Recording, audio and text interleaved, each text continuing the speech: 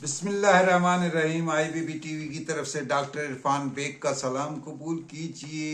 24 जनवरी 2025 international education day. आज इसका theme है आर्टिफिशियल इंटेलिजेंस और तालीम ऑटोमेशन की दुनिया में इंसानी एजेंसी का तहफ़्फ़ुज़। बड़ा अजीब सा थीम है और तफसील अगर बयान करूं तो जाहिर सी बात है कि जो इस वक्त आर्टिफिशियल इंटेलिजेंस है और इंसान की जहानत है, तालीम के हसूल और तालीम की बुनियाद के ऊपर इसका जो तवाज़ुन नया कायम हो रहा है या जिस तरह अंदाज से इंसान को चैलेंजेस दरपेश।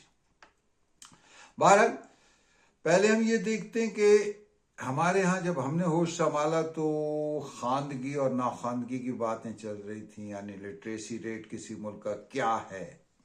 आजकल बल्कि कुछ अरसे पहले की बात हुई थी कंप्यूटर लिटरेसी, यानी जो कंप्यूटर को जानते हैं, कंप्यूटर की जबान समझते हैं। कंप्यूटर आजकल आपको मालूम है सेल फोन आपके हाथ में है तो वो कंप्यूटर है, चाहे आप उसे पैसे निकालते हैं, बिलों की अदायगी करते हैं और बहुत से अमूर हैं। जो ये नहीं जानते वो कंप्यूटर लिटरेट नहीं है, कंप्यूटर खानदान नहीं।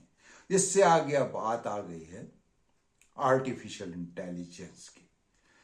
बहरहाल हम क्या बात करें कि हमारे यहाँ 1951 में पहली मरदमशुमारी भी पाकिस्तान में और उस वक्त हमारी जो शरह खानगी थी इस वक्त के मगरबी पाकिस्तान और आज के पाकिस्तान की, वो 17.9 थी, चलिए लगभग 18 लगा लीजिए। तो उसमें तकरीबन 2 और कुल आबादी हमारी जो थी वो 3 करोड़ 40 लाख थी। उसमें 2 करोड़ 90 लाख के करीब जो थे वो अनपढ़ अफराद थे। आज अल्हम्दुलिल्लाह कहा जाता है कि हमारे यहाँ खानगी का तनासब जो है 65% है और इस 65% में अगर हम टोटल नाखानदा अफराद की तादाद लगाएं तो लगभग 9 करोड़ बनती है। अब आप अंदाजा कर सकते हैं कि हम क्या तनासब को देखें या उस बल को देखें, उस पूरी तादाद को देखें।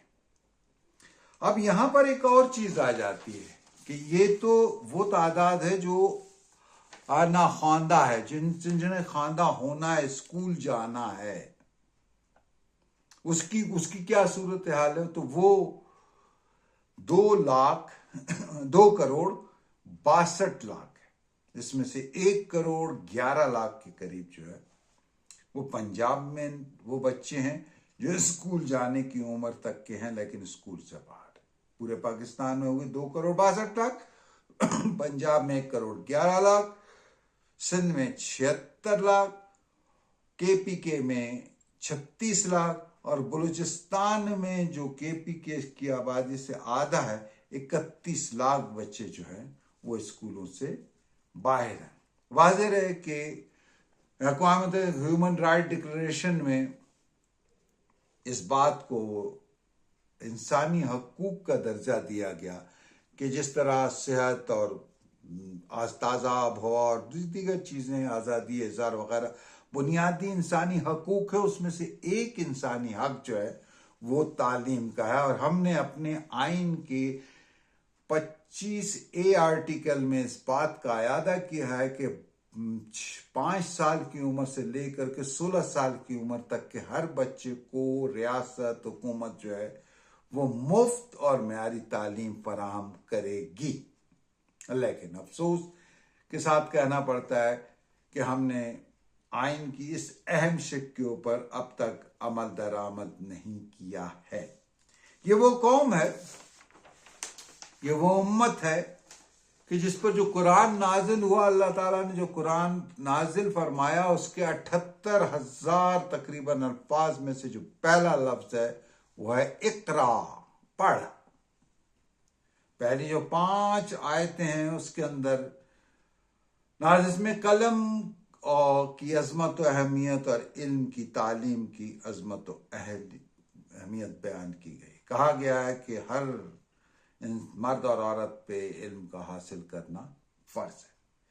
واضح ہے کہ جنگ بدر، غزوہ بدر میں جب قیدی پکڑے جو مکہ کے کفار تھے، تو نبی کریم صلی اللہ علیہ وسلم نے ان کی رہائی کے لیے جو ایک شرط رکھی کہ جو قیدی پڑھا لکھا ہے اور وہ مدینہ کے 10 بچوں کو تعلیم پر یعنی لکھنا پڑھنا سکھائے گا، اس کو آزاد کر دیا جائے گا۔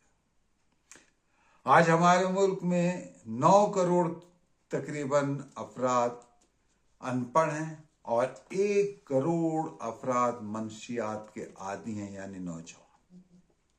مجھے افسوس سے کہنا پڑتا ہے کہ اس وقت جو صورت ہمارے ملک کی ہے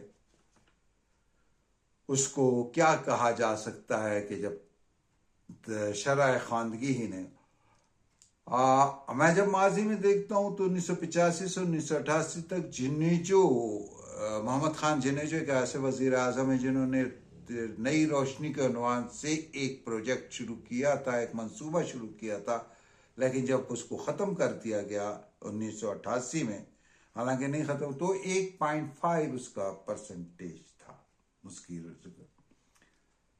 حالانکہ اس وقت ایک آرڈر یہ بھی تھا کہ جو شخص BA MA کی ڈگری حاصل کرے گا اس کے لیے لازمی ہے کہ وہ یہ سرٹیفکیٹ بھی پرووائڈ کرے گا کہ اس نے ایک شخص کو خواندہ بنایا۔